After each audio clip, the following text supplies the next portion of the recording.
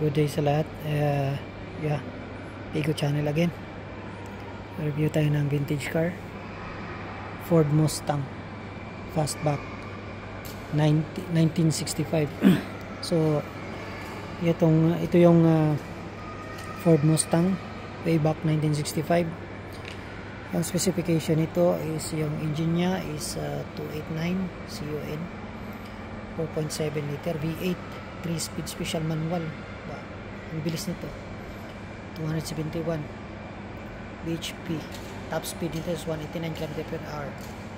Production span nito is 1965 to 1966. 2 doors, muscle car from Ford Motor. Ford Motor ang ano nito, manufacturer. So ito yung harap, may naka-embed na Ford yan. Tapos may logo ng Ford. Tapos yung ilaw niya bilugan, yung signal light niya sa baba. Grilling siya, ang lupit, vintage na vintage. Ang kinis. Ito yung sa gilid niya, 289 naka-embed. Tapos yung mugs niya, yung ganda,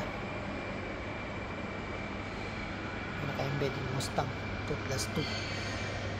Pwede na lang equals 4 yan. Ayan o.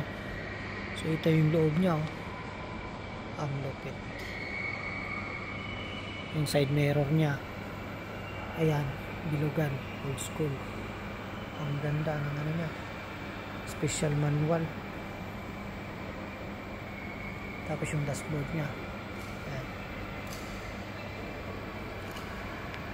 Meron din siyang exhaust sa gilid.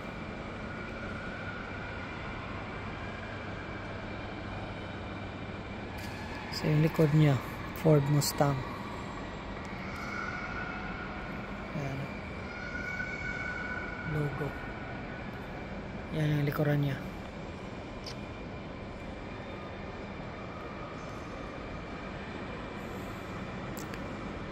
Ito rin yung gilid niya. Yung signal light niya pala dito, ayan, tatlo. Makikita nyo sa mga Ford Mustang, parang ganito rin style. Tapos di ba lang kung baka park light yan or signal light din. Yan sa gilid, Mustang 289. So yan yung harap, yan yung ano. Ito lang yung review natin, vintage car, Pico channel, Ford Mustang Fastback 1965.